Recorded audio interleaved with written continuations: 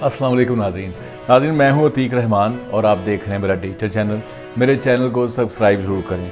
नाज़रीन, इस वक्त हुकूमत और सुप्रीम कोर्ट आमने सामने हैं और जो सुप्रीम कोर्ट है उसने हुकूमत के फाइनेंशियल मैटर भी संभाल ली हैं और उन्होंने स्टेट बैंक को हुक्म किया है कि मंडे को सोमवार को आपने इलेक्शन कमीशन को 21 अरब रुपया मतलब 21 ट्रक आपने देने हैं।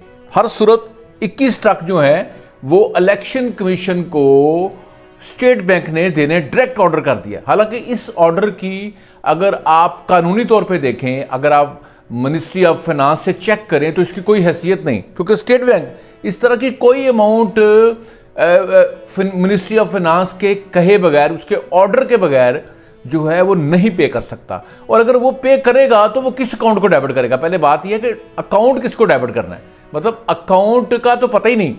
तो मेरा ख्याल है कि जो हमारे ये जज होते हैं, चाहे वो चीफ जस्टिस बन जाए, चाहे वो सुप्रीम कोर्ट के जज बन जाए, हाई कोर्ट के जज बन जाए, सुप्रीम कोर्ट का चीफ जस्टिस बन जाए, उनका जो फाइनेंशियल नॉलेज है इस फैसले से, जो उन्होंने ये फैसला किया है कि डायरेक्ट ऑर्डर कर दिया है स्टेट बैंक को कि इलेक्शन कमीशन को 21 ट्रक दिए जाएं, 21 ट्रक पैसा दिए। ट्रक मतलब आपको ट्रक वो शुगर है, 1 अरब को ट्रक कहते हैं। ये मैं आपको ट्रक इसलिए मुझे पता चला कि अदालती ज़बान में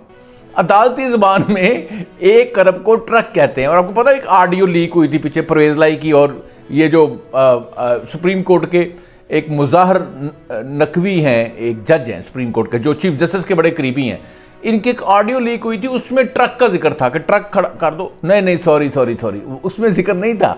इसका जिक्र था जनाब, वो थी जनाब और तरह की वीडियो कि दबंग किस्म के ये वाले हैं, दबंग किस्म के जस्टिस हैं, ये इन पे मेरा केस लगा दो यहाँ पे।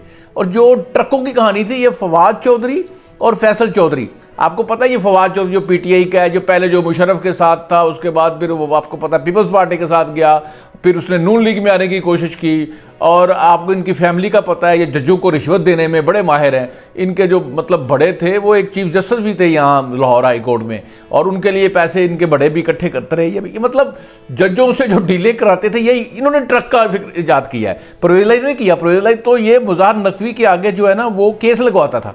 ये समीउल्लाह कलीमुल्लाह पता था आपको, शेख रशीद कहा करता था, बिल्कुल उस तरह से ये हो रहा है।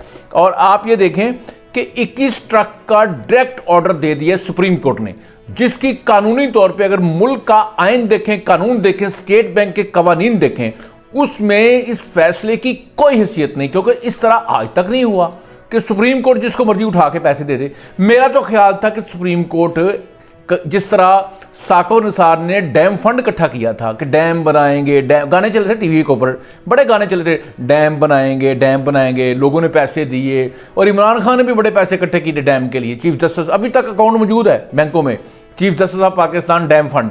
और जिस तरह उन्होंने ये फंड कायम किया था कि ये जो हमारे ये वाले चीफ जस्टिस हैं बंदयाल साहब, ये भी इसी तरह का एक फंड कायम करेंगे। टीवी पे कमर्शियल चलेगी कि पंजाब में इलेक्शन करवाने के लिए 21 अरब की जरूरत है, हुकूमत दे नहीं रही, अवाम पैसा दें, ओवरसीज पाकिस्तानी दें। उसके लिए इमरान खान को ये टेलीफोन कहते इमरान खान साहब आप भी एक टेलीथॉन करें, बल्कि एक नहीं 2-3 करें। और जो तारकीन वतन हैं, जो बाहर पाकिस्तान से रहते हैं, जो पीटीआई के बड़े आशिक हैं, उन्हें रिक्वेस्ट करें कि पाकिस्तान को फंड दें। पाकिस्तान को इसका बड़ा फायदा होना था। 21 अरब बाहर से आ जाना था, जो ज़ाया होना है, जो बिल्कुल ज़ाया होना है। क्योंकि ज़ाया इसलिए होना है कि जब सारे इलेक्शन होंगे तो फिर 21 अरब इस जगह पे लगेगा, केपी में भी वो पैसा लगेगा। इसलिए जो पैसा ज़ाया हो रहा है ये हुकूमत का क्यों हो, अवाम के टैक्स पेयर का पैसा ज़ाया क्यों हो? ये इमरान खान को इकट्ठा करना चाहिए था, ये चीफ जस्टिस को इकट्ठा करना चाहिए था, ये चीफ जस्टिस को मतलब बाकायदा टेलीविजन पे आके लोगों से रिक्वेस्ट करनी चाहिए थी कि इलेक्शन के लिए, जिस तरह ये पहले ड्रामेबाजी करते रहे हैं डैम के लिए, जो साको निसार साहब करते रहे हैं, इस तरह ये जो बंदयाल साहब हैं इनको भी इस तरह करना चाहिए। और जनाब अब देखें ना, अब ये जो पूरा मतलब एक गेम जो है ना, वो कहते हैं पूरी पक गई है कि सुप्रीम कोर्ट सामने है, फिर हुकूमत सामने है। हुकूमत ने जो एक कानून बनाया था उस कानून को भी उन्होंने अपने तौर पे स्टे दे दिया। हुकूमत कह रही हम नहीं इसको मान रहे, तो वो 8 की उन्होंने पावर शो कर दी कि 8 हमारे साथ हैं। मतलब ये 7 थे, मेरे एक तोड़ लिया उन्होंने उधर से। और ये आपको पता है माफ़ी मांगी है वज़ीर कानून ने 2 जूनियर जजों को आगे लाने में, लेकिन मुज़ाकरात की जो है पेशरफ जारी है। और जमात इस्लामी ने बेड़ा उठाया है, वो पहले प्राइम मिनिस्टर को मिले हैं सिराजुल हक साहब, उसके बाद फिर वो मिले हैं जाके इमरान खान को कि दोनों मिल के फिर इलेक्शन जो है एक ही डेट पर कराया जाए। लेकिन मेरा ज़ाती ख्याल है ये जब इमरान खान साहब मान जाएंगे कि इलेक्शन जनाब अक्टूबर में करवा लें, जब टाइम आ रहा है 8 अक्टूबर को या अगस्त में करवा लें, तो फिर ये हमारी जो अदलिया है, अदालत है, इसके पल्ले क्या रह जाएगा? मुझे बताएं ज़रा, मुझे बताएं। अगर इमरान खान ये बात मान जाता है, कह देता है जमात इस्लामी के जो बंदे ये वाले सिराजुल हक साहब, शहबाज शरीफ है, इनका आपस में कंसेंसस हो जाता है और ये कहते हैं जी इलेक्शन एक दिन ही पूरे मुल्क में करवाते हैं, क्योंकि अगर पंजाब में इलेक्शन लाता होंगे तो इमरान खान ने तो मानने नहीं सका, मेरे साथ धांधली हुई है, मैं तो मकबूल बड़ा था, हार जाना है, हार तो जाना है। आपको तो वफाकी हुकूमत का बड़ा असर होता है, इस्टेब्लिशमेंट, फिर उसके बाद इनके कैंडिडेट बड़े अच्छे हैं, फिर पीपल्स पार्टी इनके साथ है, मौलाना फजल रहमान के भी वोट हैं। अगर ये सारे नून लीग और ये मिल के इलेक्शन लड़ेंगे और बहुत वो पॉकेट्स जहाँ पीपल्स पार्टी बड़ी स्ट्रांग है और नून लीग भी स्ट्रांग है, ये मिल के इलेक्शन लड़ेंगे तो पीटीआई को आसानी से आएंगे। अगर ये अलग लड़ेंगे चांस होगा कि शायद पीटीआई ने जीत जाए।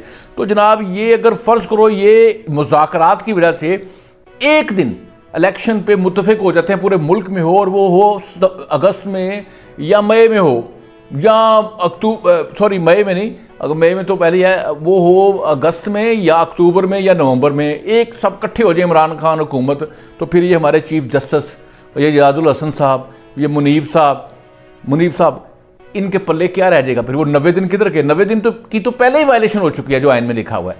आइन में और भी चीज़ें लिखी हुई है कि इलेक्शन ट्रांसपेरेंट होंगे, फ्री होंगे, और एक दिन भी हुए हैं हमेशा के लिए।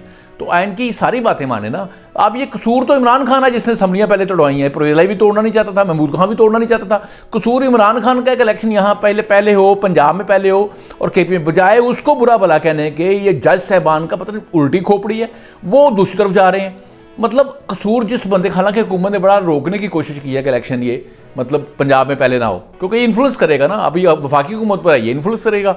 अगर वो वफाकी हुकूमत, अगर ये पंजाब में पीटीआई की, ये पीएमएल की हुकूमत बनती है, तो ये कल को जो सारे इलेक्शन होंगे इसको इन्फ्लुएंस करेगा।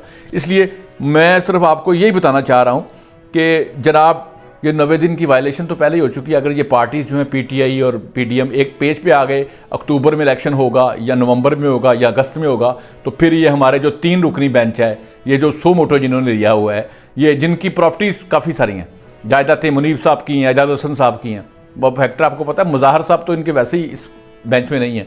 तो इन जजों के पल्ले क्या रह जाएगा, ये सोचने की बात है।